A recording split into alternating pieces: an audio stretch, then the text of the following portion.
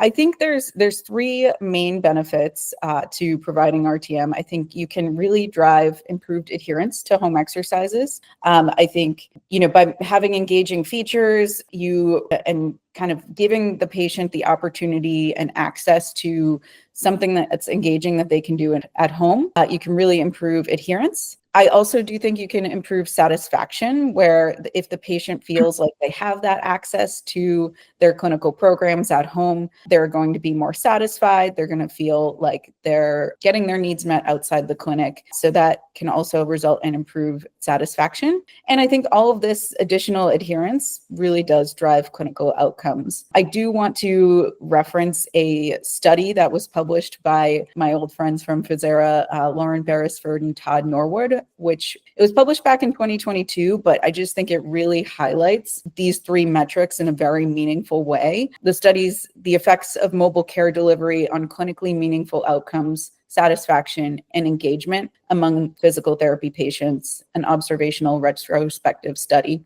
So that was from JMIR Rehabilitation and Assistive Technologies from 2022. And I really think it just paints a meaningful picture in terms of how these engagements, like messaging patients, updating exercises, all of these things that you're doing outside of the clinic really do drive all of these things. And you can see the effects that they have on outcome satisfaction and adherence and engagement. Mm-hmm. So like a study that really reiterates all of those value props of RTM. There was an MCID for decrease in pain within that study, which I think is huge. We really want to reduce people's pain. Reduction in pain, I think improvement in function was another clinical outcome measure that was really important, and increase in adherence were all outcomes measured in the study. That's such a great question. And we actually have like a chief AI officer at Everex who's really brilliant, doing some great research in this capacity, where he's explained to me that there's like three components of AI. There's general intelligence, there's large language models, and then there's like pose estimation. So we have all three components that we're thinking about at Everex. We've got a very robust AI pose estimation that was developed internally. And I think, it captures all the biomarker joint positions, 22 different ranges of motion, that is really accurate. And having been practicing remotely for so long, like, you're eyeballing things a lot of times. And without that objective data to really track range of motion, it's hard to, see if your patient is truly progressing in their range of motion. And to have access to that data on a kind of a day-to-day basis, where you can have the patient go in and do the range of motion themselves, and you just oversee that data as part of your monitoring, I think that's really huge. And then you can use that to make clinical decisions to know, okay, this patient is progressing as expected, or, oh, this patient isn't progressing as expected, and we need to consider alternative treatments, or, change up the care plan. Whatever it is, that data becomes really actionable and really objective in a way that has been a challenge in remote care. So I think the pose estimation range of motion is really huge.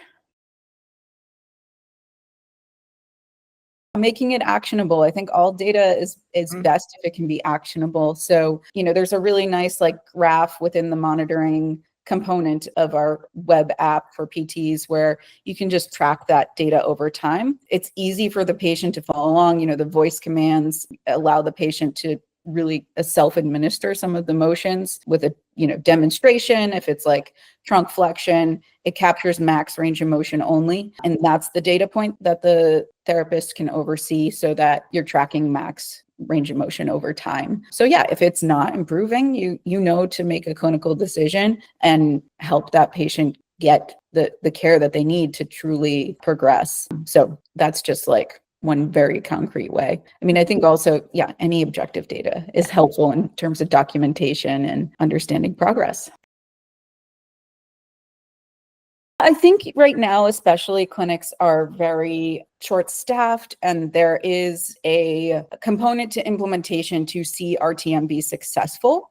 I think For a clinic to really adopt it, there has to be some good processes in place, and the technology has to be built to support an easy implementation and an easy rollout. So things that we've seen, help our clients be successful in this rollout is either having dedicated RTM coordinators who help kind of set things up, using like QR codes with a handout to help make the patients download an app so that they can just kind of easily get started without having to do too much like app store navigation. Simple things like this that make it really successful. Another thing too is like we've got a number of protocols within the app where it's easy to just, prescribe a protocol that's been researched and validated by major hospitals so that it is not so time consuming to go through an entire exercise library. So simple things like that make it easier for the therapist, will make it easier to adopt.